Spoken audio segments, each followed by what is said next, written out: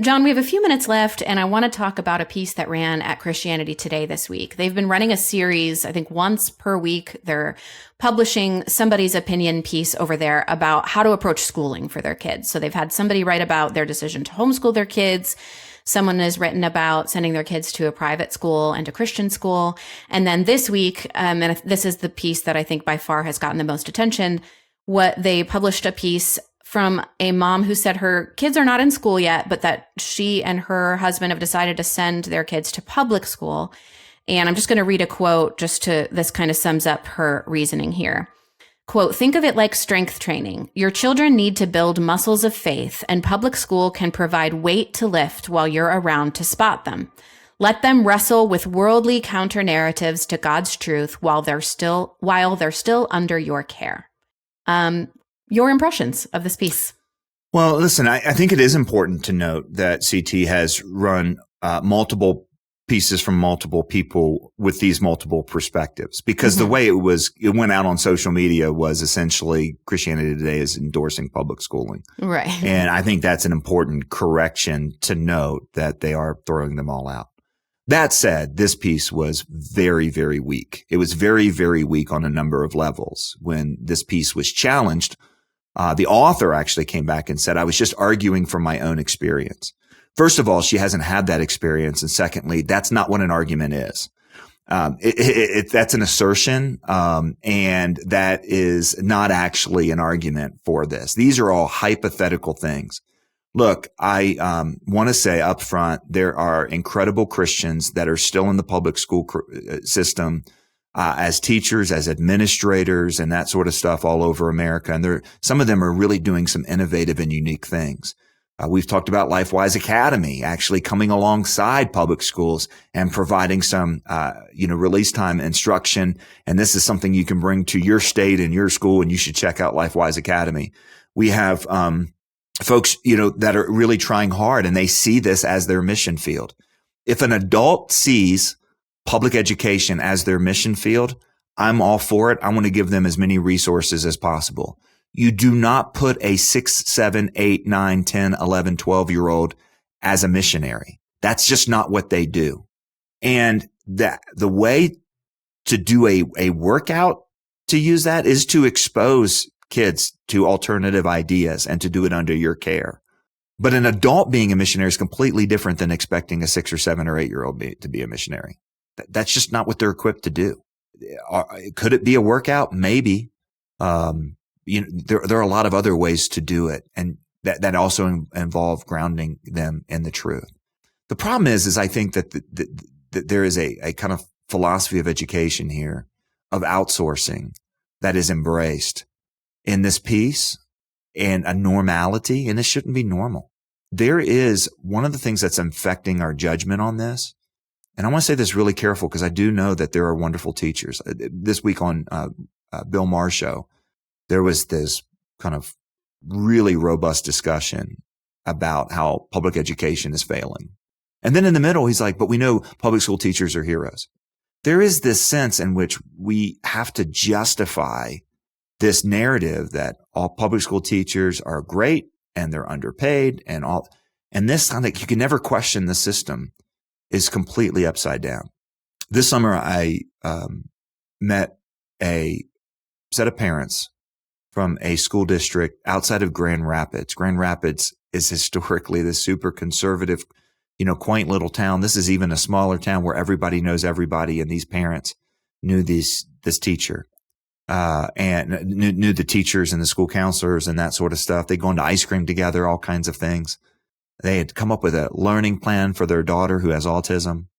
And then they find out by a mistake from the school. And what I mean by that is a typo, where the school sent home the wrong records, which refer to their daughter with boy pronouns and a boy name.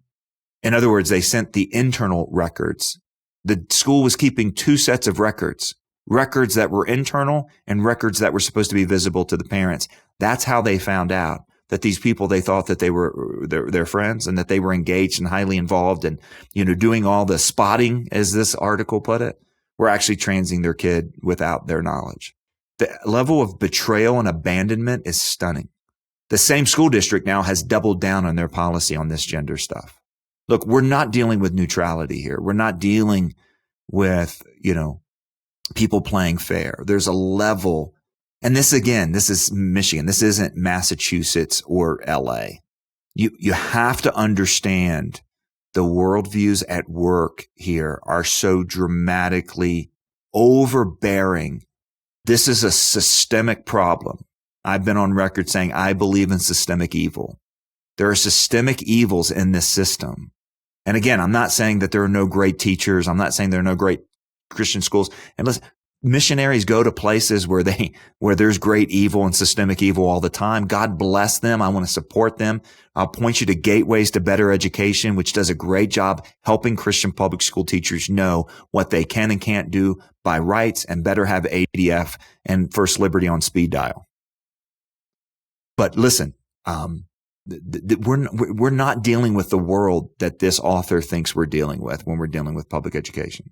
That was my impression. I thought this piece was written for like 1992. If the assertion is that people who won't send their kids to public school, like me, that my chief concern is that my daughters are going to get teased for loving Jesus, or, their teacher's going to have a Sam Harris poster in their room and they're going to say Christianity is dumb. Those were the good old days. That is frankly quaint. Right? That is very cute. That's almost nobody's concern.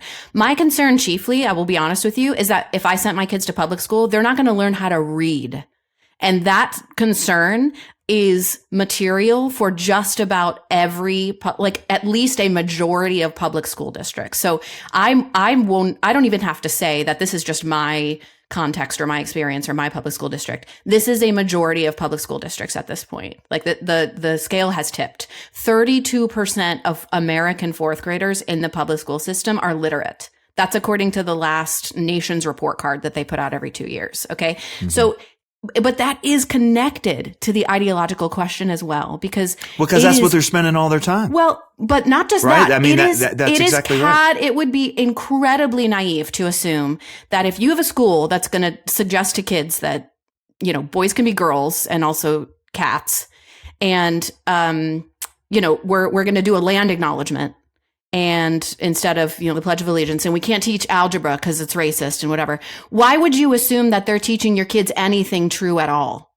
Right? If that is the chief concern. I want my kids to actually be educated. I'm not worried about them being teased for being Christian. And honestly, too, I think it's also quaint to assume that most Christian schools in the country, or private schools for that matter, are sheltering kids from, counter narratives to God's truth, which, by the way, there is a word for that, and the word is lies. And I'm sitting here reading this piece thinking, I don't want my kid, I'm not sending my kids to public school or private school because I want to make sure they learn the Old Testament. It is a profound benefit if that's getting reinforced at school, because I'm also teaching them that at home. I want them to learn geology and calculus and algebra, because all of those things are God's truth too. And if public schools aren't teaching them real biology, then why would I have any imagination they're going to teach them real science? And the scores bear this out. They are not teaching them. Look, that point is so important about which was also embedded, is that the other alternatives are equivalent to sheltering. Look, the test scores don't show this. You meet these kids, they don't show this. If you want to meet a kid who really understands kind of how the world works and what is true, and also the other side, I can introduce you to an awful lot of homeschoolers and private school kids who can do that. Now, I'm not saying they're all that way. Look, I think there are tons of Christian schools in America, private Christian schools, who aim at mediocrity and don't hit it. That's the case. But you know what? That's been the test scores and the results of public education now for a long time. It's in so many ways a failed system, and we defend it as if it's untouchable. And that's what was so kind of, I think bizarre. This author is just not writing in reality in terms of what the system is.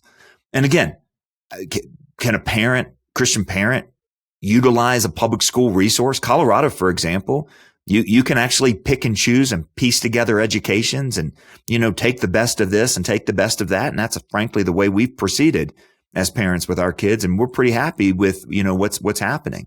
I think all of that can be done.